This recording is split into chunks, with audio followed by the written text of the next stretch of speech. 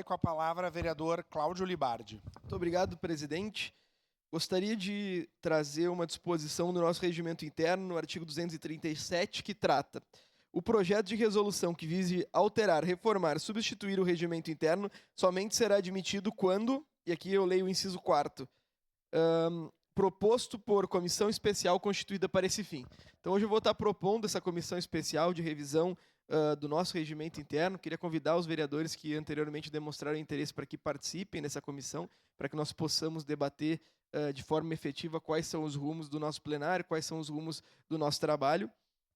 E será de grande valia a participação de quase todos os vereadores que possam ter algo a contribuir. Eu sou novo nessa casa, tenho certeza que eu não tenho tanto a contribuir quanto vereadores que estão aqui há um período maior, um período significativo e conviveram com outro regimento interno, como o exemplo do vereador Eloy.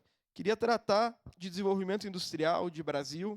Eu sou um cara que tem como um dos principais pontos para desenvolvimento do país investimento em tecnologia e investimento em indústria. E ontem eu tive duas notícias muito positivas oriundas do governo federal.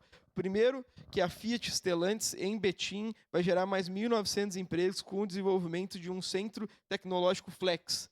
É bom ambientalmente, porque a gente isola um combustível fóssil, traz um combustível renovável, que é prudente. Aqui para o Rio Grande do Sul ainda é quase inviável a utilização de álcool em razão dos altos valores do transporte, mas é algo produtivo para o centro do país.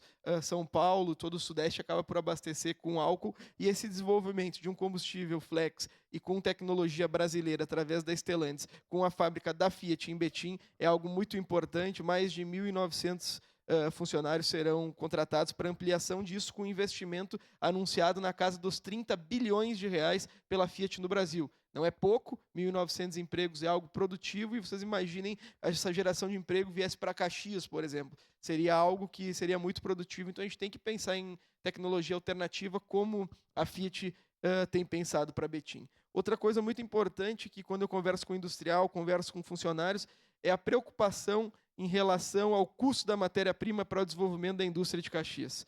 A gente verifica que os trabalhadores, o custo efetivo da mão de obra está na casa de 10%. E ela vai ter um aumento da inflação, mais um pouquinho no fechamento de sítios. Mas o custo da matéria-prima ele ultrapassa em um número significativo o custo do trabalho das pessoas. E o investimento na siderurgia nacional é algo necessário.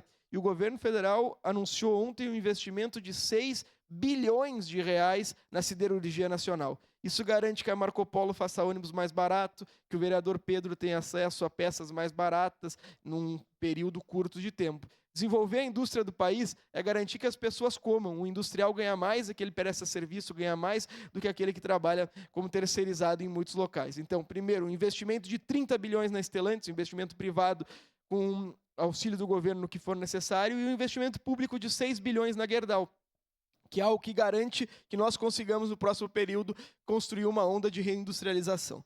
Queria tratar de um outro tema que muito me orgulha. Eu sou um defensor da América do Sul, sou um fiel filho dessa terra, sou orgulhoso de ser brasileiro e sou orgulhoso de participar de um país que desafia a ordem mundial e entende que é necessária a construção de um outro bloco, que o mundo não pode ser exclusivamente mandado por um capital financeiro como os Estados Unidos defende. E nesse caso específico, o BRICS passou o G7 como a maior economia, o maior grupo de economia global. A gente compõe hoje um grupo que exerce quase 30% da economia do planeta. Isso muito me orgulha. Então, um acerto da então presidente Dilma Rousseff, um acerto do presidente Lula e até um acerto do presidente Bolsonaro, que permaneceu nos BRICS, para que desafiasse essa nova onda mundial e construísse, através do BRICS, uma saída alternativa. E, por fim, um grande acerto do presidente Lula, em conjunção de esforços com o presidente Geraldo Alckmin, que é a redução dos impostos nos alimentos com a tributação zero. E convidar todos os governadores para fazerem isso. Convidar o governador Eduardo Leite para que leve essa tributação zero aqui para o Rio Grande do Sul. O governador Tarcísio de São Paulo já aderiu à tributação zero, que é algo muito importante. Outros governadores, como a governadora Raquel Lira, de Pernambuco, também aderiu à tributação zero. E nós precisamos aderir à tributação zero. Houve uma redução de 9% no azeite, 7,2% no milho, 9% no óleo de girassol, 32% na sardinha, 16,2% no biscoito, as massas em 14%, o café em 9%, as carnes em 10% e o açúcar em 14%. Tá bom?